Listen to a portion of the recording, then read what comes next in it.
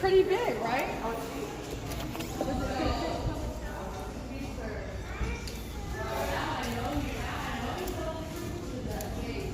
All right. So I just watched Godzilla, King of the Monsters.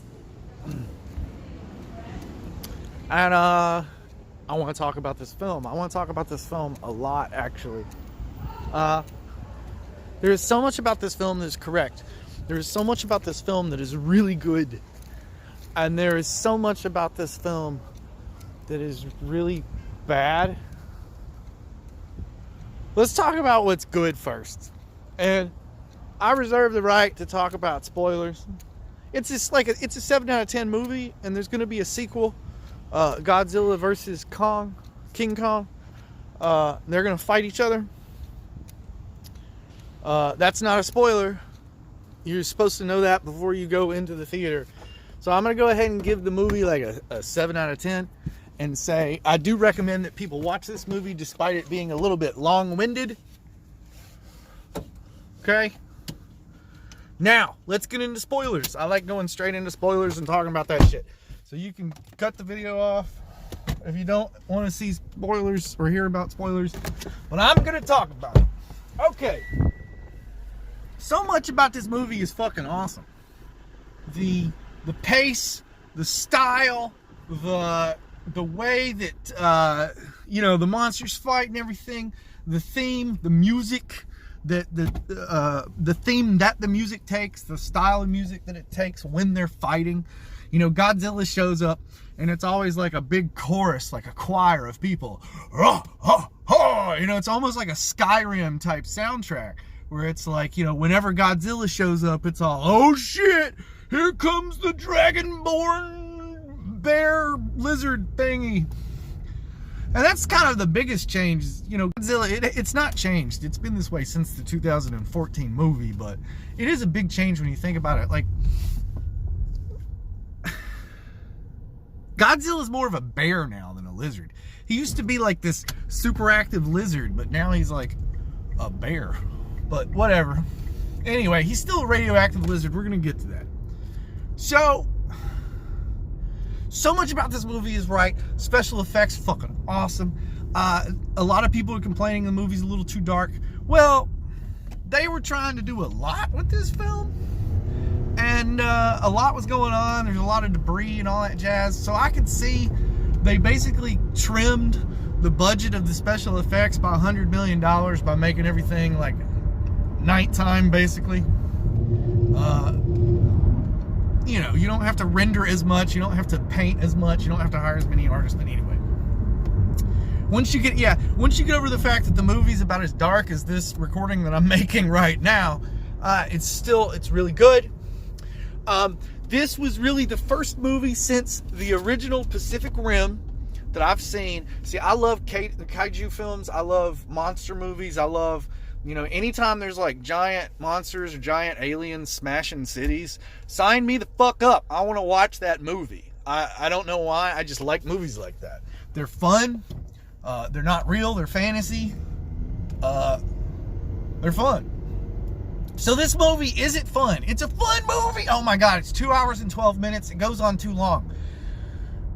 They totally listen to everybody. And in this movie, human beings take second stage, but they're still on the screen too fucking much. There's too much human shit going on. There's this dude and his fucking ex-wife, and his ex-wife is fucking pissed off because she lost a kid to Godzilla, and he's all going PTSD mode because he lost the same kid to Godzilla, and they get fucking divorced because of that shit. Meanwhile, they've got this teenage daughter that's the stupidest fucking girl in the history of the world. At least I think it was a fucking girl. Sometimes she looked like a fucking boy. Was that a boy? Oh my God, did I just insult the actor because it's actually a boy? Pretty sure that was a fucking girl, but anyway, there's a fucking girl that's the stupidest fucking girl in the history of the fucking world.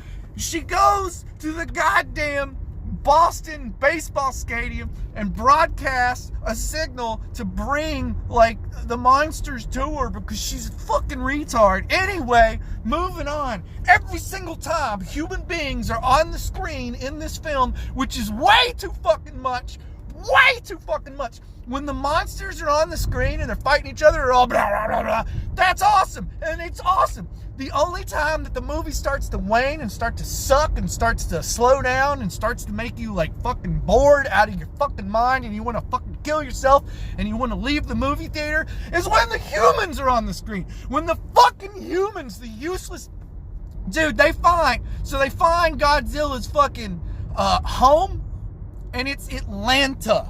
Or Atlantis. Atlanta, not Atlanta. Atlanta, Georgia. That'd be a weird home for Godzilla. It's Atlantis, the ancient city, and it's under an ocean, and it has this super secret radiation food for Godzilla. And Godzilla goes there whenever he's like tired or injured or whatever, and he fucking replenishes his powers by going and sucking up the radiation, right? So humans come across this and they're like, oh, look at this. It's a sacred city that was actually built just for Godzilla to come and have a nice home and regenerate.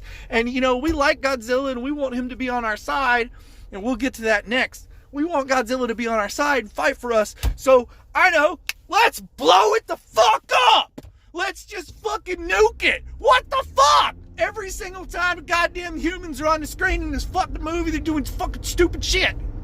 Every single time. They're making stupid, dumb decisions. Everybody, from the government to the monarch, which is like a non-government government entity, think that through. And then there's this mercenary group, and they're fucking stupid. Well, they're mercenaries. They are soldiers for hire.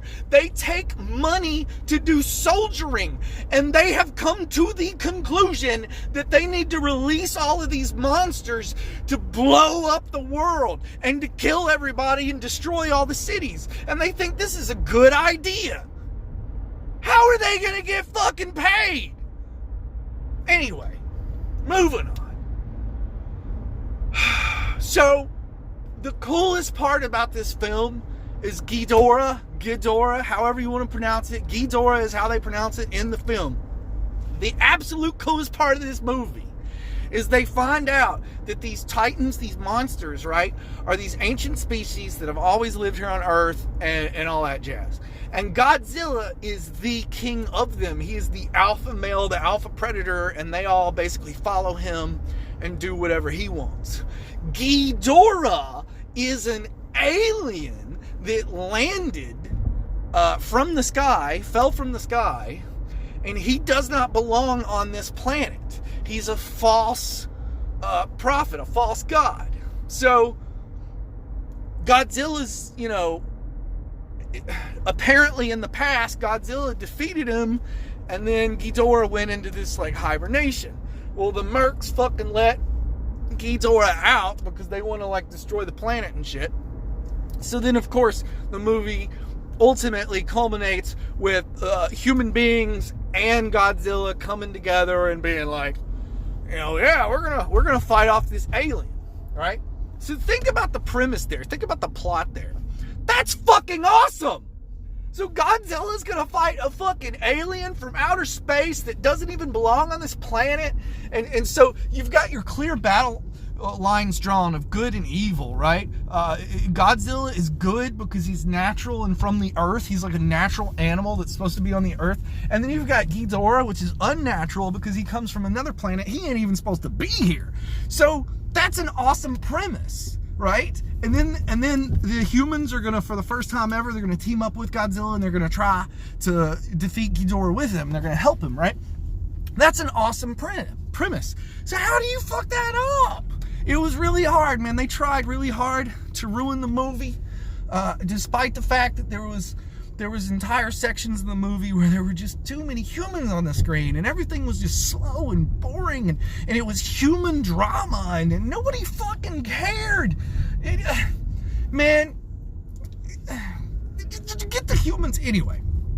When the monsters were fighting, it was fucking awesome, and I look forward to seeing some more of that. I look forward to seeing King Kong versus Godzilla.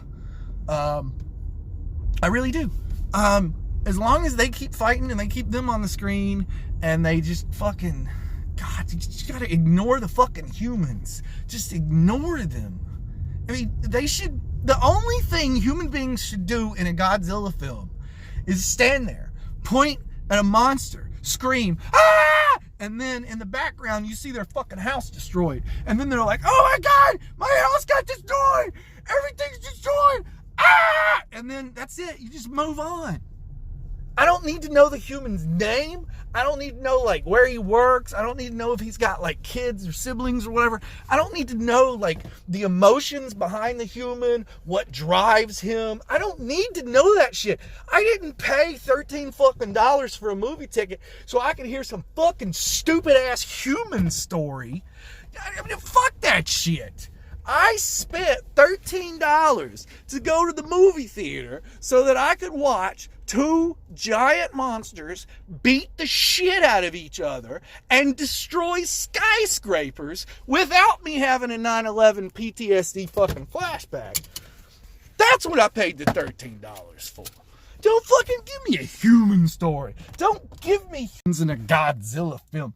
You know, there's a lot of people that are like, well, they fixed the problem and this film is so much better. It is better, but the humans are still on the screen way too fucking much, and they're talking way too much. And then, like, when they finally add, like I said, Godzilla's home was built by humans for him. That's cool. That's something that's human, that's cool, and should be part of a Godzilla movie. And the very first fucking thing they do is, well, let's blow it the fuck up with a nuclear fucking weapon. God, there's a lot about this film that sucks, but still, overall, the film is still Godzilla punching monsters, and that is worth watching. So I recommend going to see it at least once. You might not like it, but if you like giant monsters like I do, it's a pretty good film. It's a pretty good film. They do a good job doing like the weight. You know, like Pacific Rim 1 had like the weight and the size. It felt like it was big and ginormous. Pacific Rim 2 felt like Power Ranger CGI ballerinas dancing on screen. It didn't feel like big giant things. So Godzilla King of the Monsters is like Pacific Rim 1. They do a really good job of making it feel like these are big things. And that's what I go for. You know, I go for the fantasy and the illusion of a big giant thing destroying a city. So if you like that, like I like that, go see the film. But it is not the best Godzilla film, but it is a step in the right direction. And I look forward to it continuing. Hey, if you want to hear more from me, subscribe. And if you don't want to subscribe, die of cancer!